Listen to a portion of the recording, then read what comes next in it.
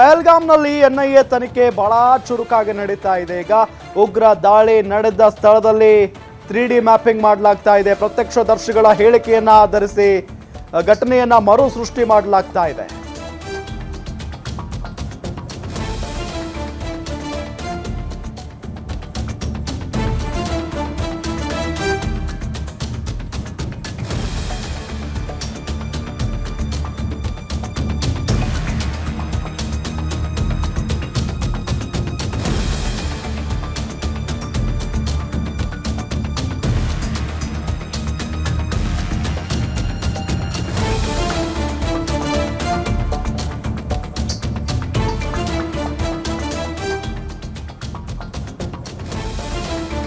ಉಗ್ರರು ನಿರ್ಗಮ ಆದ ಸ್ಥಳದಲ್ಲಿ ಎನ್ಐಎ ಪರಿಶೀಲನೆಗಿಳಿದಿದೆ.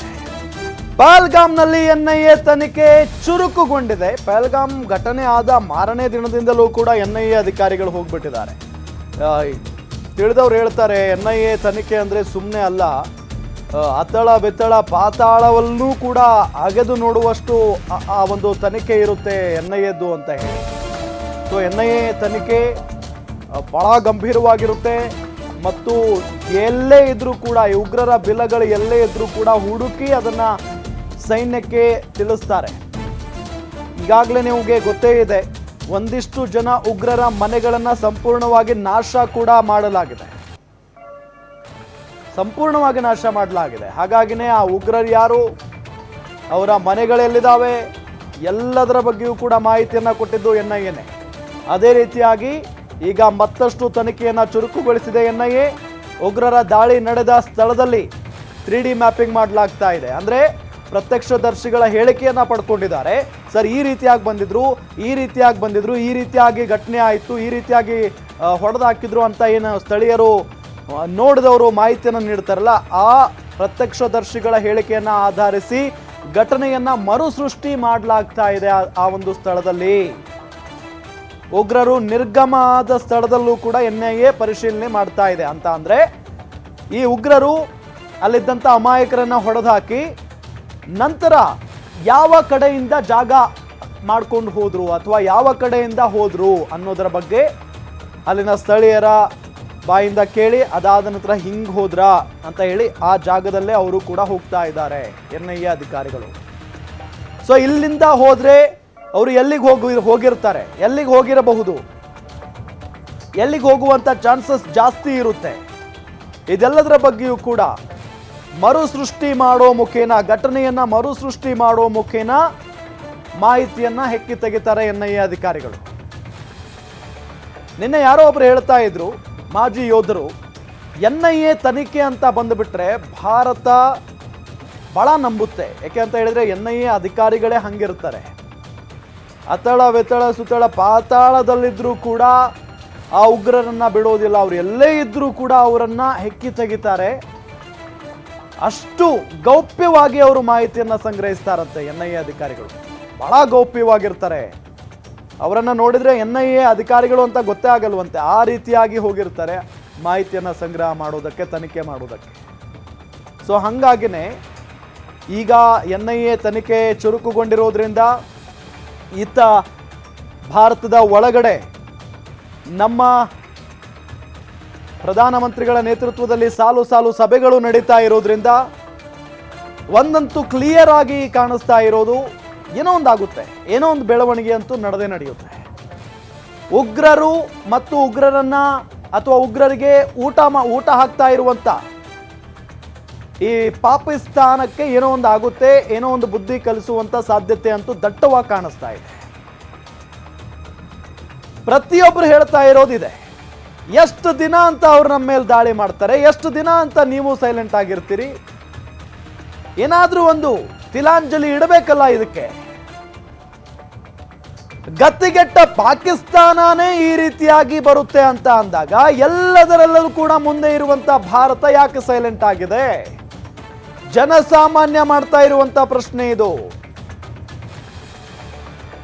ಇದೆಲ್ಲದರ ನಡುವೆ ಇದೆಲ್ಲ ಬೆಳವಣಿಗೆಗಳನ್ನ ನೋಡ್ತಾ ಇದ್ರೆ ಯುದ್ಧ ಘೋಷಣೆ ಆಗೇ ಬಿಡುತ್ತಾ ಅನ್ನೋ ಸಹಜವಾದಂತ ಪ್ರಶ್ನೆ ಇದೆ. ಯುದ್ಧ ಘೋಷಣೆ ಆಗಿಬಿಡುತ್ತಾ ಪಾಕಿಸ್ತಾನದ ವಿರುದ್ಧ? ಮೋದಿ ಅವರ ಹೈ ಮೀಟಿಂಗ್ ನಲ್ಲಿ ಬಿಗ್ ಡಿಸಿಷನ್ ತೆಗೆದುಕೊಳ್ಳುವಂತ ಸಾಧ್ಯತೆ ಇದೆ. ಯುದ್ಧಕ್ಕೆ ಕೌಂಟ್ ಡೌನ್ ಶುರುವಾಗಿದೆ. ಪಾಕ್ಗೆ ಡವಡವ ಕೂಡ ಶುರುವಾಗಿದೆ. ಇಂಟ್ರೆಸ್ಟಿಂಗ್ ವಿಚಾರ ಏನ್ ಗೊತ್ತಾ, ಈ ನಿವೃತ್ತ ಸೇನಾಧಿಕಾರಿಗಳ ಜೊತೆಗೆ ಮಾತನಾಡ್ತಾ ಇದ್ವಿ ನಾವು. ಅವ್ರು ಹೇಳ್ತಾ ಇದ್ರು ಈ ಪಾಕಿಸ್ತಾನಕ್ಕೆ ಏನೇನೂ ಗಟ್ಟಿ ಇಲ್ಲ, ಅಂದ್ರೆ ಕೆಲವೊಂದಿಷ್ಟು ಪದಗಳನ್ನ ಬಳಸಕ್ಕಾಗಲ್ಲ. ಹಾಗಾಗಿ ಏನೇನೂ ಗಟ್ಟಿ ಇಲ್ಲ ಪಾಕಿಸ್ತಾನದ್ದು, ಆದ್ರೂ ಕೂಡ ಈ ಕೊಚ್ಕೊಳ್ಳೋದನ್ನು ಮಾತ್ರ ಬಿಡಲ್ಲ. ನಾವು ಭಾರತವನ್ನ ಎದುರಿಸಿಬಿಡ್ತೀವಿ, ನಾವು ಹಂಗ ಮಾಡಿಬಿಡ್ತೀವಿ, ಹಿಂಗ ಮಾಡಿಬಿಡ್ತೀವಿ ಅಂತ ಹೇಳಿ ಜಗತ್ತಿಗೆ ಗೊತ್ತಿದೆ.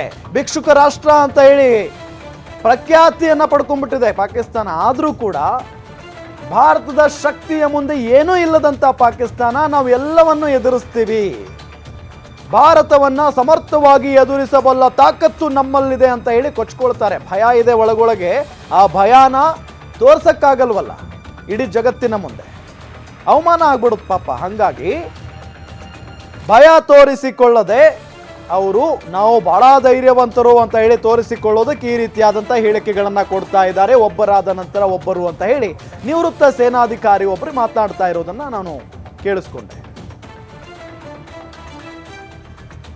ಎಕ್ಸಾಕ್ಟ್ಲಿ ಹೌದು. ಈ ಘಟನೆಗಳನ್ನೆಲ್ಲ ನೋಡ್ತಾ ಇದ್ರೆ, ಈ ಎಲ್ಲ ಬೆಳವಣಿಗೆ ನೋಡ್ತಾ ಇದ್ರೆ ಇವತ್ತು ಯುದ್ಧ ಘೋಷಣೆ ಆಗೇ ಬಿಡುತ್ತಾ ಅನ್ನೋ ಒಂದು ಪ್ರಶ್ನೆ ಸಹಜವಾಗಿ ಮೂಡ್ತಾ ಇದೆ.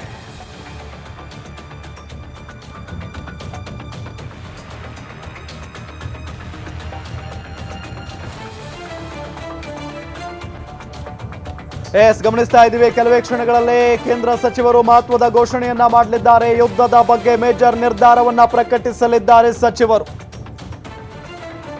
4 ಗಂಟೆಗೆ ನಡೆಯಲಿರೋ ಕೇಂದ್ರ ಸಚಿವರ ಪ್ರೆಸ್ ಮೀಟ್, ಇಡೀ ದೇಶದ ಚಿತ್ತ ಈ ಪ್ರೆಸ್ ಮೀಟ್ ನತ್ತ ಇದೆ. ಈಗ ದೆಹಲಿಯ ನ್ಯಾಷನಲ್ ಮೀಡಿಯಾ ಸೆಂಟರ್ನಲ್ಲಿ ಸುದ್ದಿಗೋಷ್ಠಿಯನ್ನ ಕರೆಯಲಾಗಿದೆ. ಸುದ್ದಿಗೋಷ್ಠಿ ನಡೆಯುತ್ತೆ. ಪಾಕಿಸ್ತಾನದ ವಿರುದ್ಧ ಯುದ್ಧ ಘೋಷಣೆ ಆಗೇ ಬಿಡುತ್ತಾ ಹಾಗಾದ್ರೆ? ಮೋದಿ ಅವರ ಹೈ ಮೀಟಿಂಗ್ ನಲ್ಲಿ ಬಿಗ್ ಡಿಸಿಷನ್ ಹೊರಬೀಳುವಂತ ಸಾಧ್ಯತೆ ಇದೆ. ಯುದ್ಧಕ್ಕೆ ಕೌಂಟ್ ಡೌನ್ ಸ್ಟಾರ್ಟ್ ಆಗಿದೆ. ಈಗಾಗಲೇ ರಾಜತಾಂತ್ರಿಕವಾಗಿ ಯುದ್ಧ ಘೋಷಣೆ ಮಾಡಾಗಿದೆ.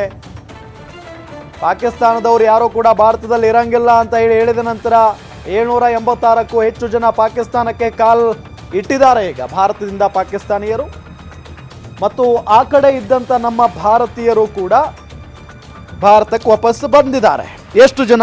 1616 ಜನ ಭಾರತಕ್ಕೆ ವಾಪಸ್ ಬಂದಿದ್ದಾರೆ ಪಾಕಿಸ್ತಾನದಲ್ಲಿದ್ದಂಥ ನಮ್ಮ ಭಾರತೀಯರು. ಇನ್ನೂ ಕೂಡ ಭಾರತದಲ್ಲಿರುವಂಥ ಬಹಳಷ್ಟು ಸಂಖ್ಯೆಯ ಪಾಕಿಸ್ತಾನಿಗಳು ಭಾರತವನ್ನ ಬಿಟ್ಟು ಹೋಗೋದಕ್ಕೆ ರೆಡಿ ಇಲ್ಲ. ಕಾರಣ ಅವರೇನು ವಿರೋಧ ಮಾಡ್ತಾ ಇದ್ದಾರೆ ಅಂತ ಅಲ್ಲ, ನಮಗೆ ಪಾಕಿಸ್ತಾನಕ್ಕೆ ಹೋಗೋದಕ್ಕೆ ಇಷ್ಟ ಇಲ್ಲ, ನಾವು ಭಾರತದಲ್ಲೇ ಜೀವನ ಕಟ್ಕೊಳ್ತೀವಿ, ಭಾರತದಲ್ಲೇ ಇದ್ದು ಬಿಡ್ತೀವಿ ಅನ್ನೋದು ಅವರ ಮನವಿ. ಪಾಕಿಸ್ತಾನ ಅಂತ ಅಂದ್ರೆ ಪಾಕಿಸ್ತಾನದವರಿಗೂ ಕೂಡ ಇಷ್ಟ ಇಲ್ಲ ಅಲ್ಲಿ ಹೋಗೋದಕ್ಕೆ. ಒಂದು ವಿಚಾರ ಏನಪ್ಪಾ ಅಂತ ಅಂದ್ರೆ ಅಲ್ಲಿ ಪ್ರತ್ಯೇಕತಾವಾದಿಗಳಿದ್ದಾರೆ ಪಾಕಿಸ್ತಾನದಲ್ಲಿ. ಬಲೂಚಿಸ್ತಾನವನ್ನ ನಮಗೆ ಬಿಟ್ಟು ಕೊಟ್ಟು ಬಿಡಿ ಅನ್ನೋ ನಿಟ್ಟಿನಲ್ಲಿ ಕೇಳ್ಕೊಳ್ತಾ ಇರೋರು ಇದ್ದಾರೆ. ಈ ಯುದ್ಧ ಬೇಡ, ನಿಮ್ಮ ಸಹವಾಸನೆ ಬೇಡ ನಮಗೆ ಅಂತ ಹೇಳಿ ಅಲ್ಲಿನ ಪ್ರಧಾನಿಗಳಿಗೆ ಬಲೂಚಿಸ್ತಾನದ ಪ್ರತ್ಯೇಕತಾವಾದಿಗಳು ಕೇಳ್ಕೊಳ್ತಾ ಇದ್ದಾರೆ. ಭಾರತದ ಜೊತೆಗೆ ಯುದ್ಧ ಮಾಡಿ ಬದುಕೋದಕ್ಕೆ ಸಾಧ್ಯನಾ ನಮಗೆ? ನೀವೇನಾದ್ರೂ ಮಾಡ್ಕೊಳ್ಳಿ. ಇಷ್ಟು ವರ್ಷಗಳಿಂದ ಬಲೂಚಿಸ್ತಾನದ ಪ್ರತ್ಯೇಕತೆಗೆ ನಾವು ಹೋರಾಡ್ತಾ ಇದ್ದೀವಿ, ನಮಗೆ ಬಲೂಚಿಸ್ತಾನವನ್ನ ಬಿಟ್ಟು ಕೊಟ್ಟು ಬಿಡಿ ಅನ್ನೋದು ಅಲ್ಲಿನ ಪ್ರತ್ಯೇಕತಾವಾದಿಗಳು ಹೇಳ್ತಾ ಇರುವಂತ ಮಾತು. ಆದ್ರೆ ಅದನ್ನ ಅಲ್ಲಿನ ಪ್ರಧಾನಿ ಕೇಳ್ತಾ ಇಲ್ಲ. ಇಬ್ಬಾಗ ಆಗೋದಕ್ಕೆ ನಾವು ಬಿಡಲ್ಲ ಅನ್ನೋ ನಿಟ್ಟಿನಲ್ಲಿ ಹೇಳ್ತಾ ಇದ್ದಾರೆ. ಭಾರತ ಒಂದಿಷ್ಟು ಪ್ಲಾನ್ ಕೂಡ ಮಾಡಿಕೊಂಡಿದೆ ಅಂತ ಲೆಕ್ಕಾಚಾರ.